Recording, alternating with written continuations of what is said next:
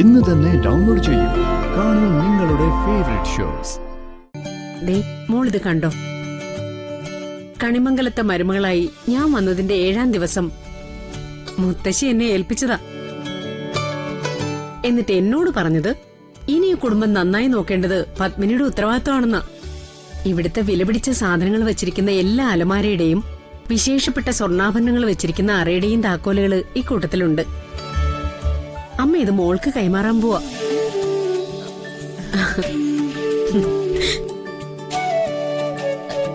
എന്താ അമ്മ ഈ പറയുന്നത്? ഇതെനിക്കോ? അതൊന്നും വേണ്ട, ഇത് അമ്മയുടെ കൈ തന്നെ ഇരുന്നാ മതി. തർക്കിക്കണ്ട കുട്ടി. യോഗ്യതയുള്ള മരുമോള് കണിമംഗലത്ത് എത്തിക്കഴിഞ്ഞ എല്ലാ അമ്മമാരും ചെയ്യുന്നതാ.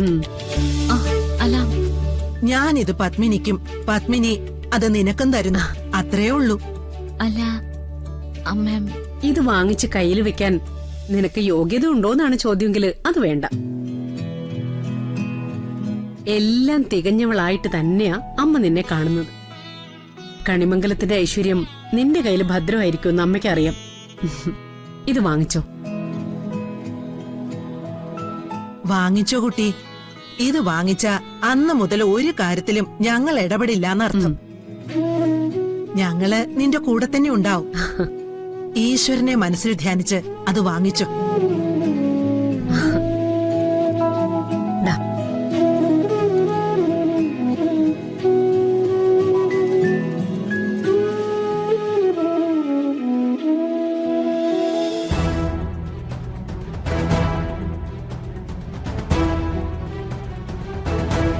താക്കോല് കൈമാറാൻ പറ്റില്ല.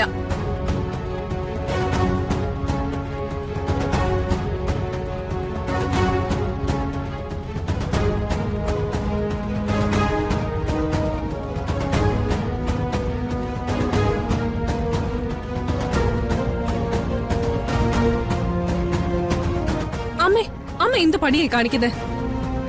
അമ്മയ്ക്ക് കുടുംബകാര്യങ്ങൾ നോക്കുന്ന ഭാരമായി തുടങ്ങിയെങ്കിൽ ഈ താക്കോൽ കൂട്ടങ്ങൾ ഏൽപ്പിക്കേണ്ടത് എന്നെയല്ലേ? കൽപ്പനയല്ലേ മൂത്ത മരുമോള്? പിന്നെ കൽപ്പന ഒഴിവാക്കി ഇന്നലെ വന്ന് കയറി ഇവൾക്ക് കൊടുക്കുന്ന എങ്ങനെയാ? ഇത് എന്റെ ഇഷ്ടോ? ആഹാ, അങ്ങനെ അമ്മയുടെ ഇഷ്ടം മാത്രം ഈ കുടുംബത്തിൽ നടപ്പാക്കാൻ പറ്റില്ല. ഓ, ഈ താക്കോൽ കൂട്ടം കയ്യിൽ വെക്കാൻ എനിക്കാണ് അവകാശം. എനിക്കിത് കിട്ടിയേ പറ്റൂ. യോഗ്യതയുള്ള ഒരുത്തി കണ്ടുപിടിച്ചിരിക്കുന്നുണ്ടില്ലേ? കൃത്യമായൊരു മേൽവിലാസം ഉണ്ടോ? ജനിച്ചത് ആർക്കാണെന്ന് പോലും അറിഞ്ഞൂടാ. ഉർവശി, മതി. രാധയുമോളുടെ അയോഗ്യതകളാണ് നിനക്ക് പറയാനുള്ളതെങ്കിൽ എനിക്ക് യോഗ്യത പറയാൻ ഒരുപാടുണ്ട്. ഇന്നുവരെ ഈ കുടുംബത്തിന് വേണ്ടി നിങ്ങൾ ഒരു കാര്യം ചിന്തിച്ചിട്ടുണ്ടോ? പ്രവർത്തിച്ചിട്ടുണ്ടോ? കുടുംബത്തിലുള്ളവരെ തമ്മിൽ തല്ലിച്ചും അതിൽ നിന്ന് നേട്ടം ഉണ്ടാക്കാന്നല്ലാതെ എപ്പോഴെങ്കിലും ഒരു നല്ല പ്രവൃത്തി നിന്റെ ഭാഗത്തുനിന്നുണ്ടായിട്ടുണ്ടോ?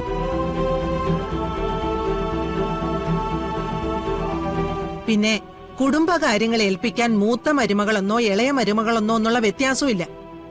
എല്ലാവരെയും ഒരേ കണ്ണി കണ്ട് കുടുംബത്തെ മുന്നോട്ട് കൊണ്ടുപോകാൻ കഴിവുള്ളത് ആർക്കാണോ അവരുടെ കയ്യിലാണ് ഇത് ഏൽപ്പിക്കേണ്ടത്.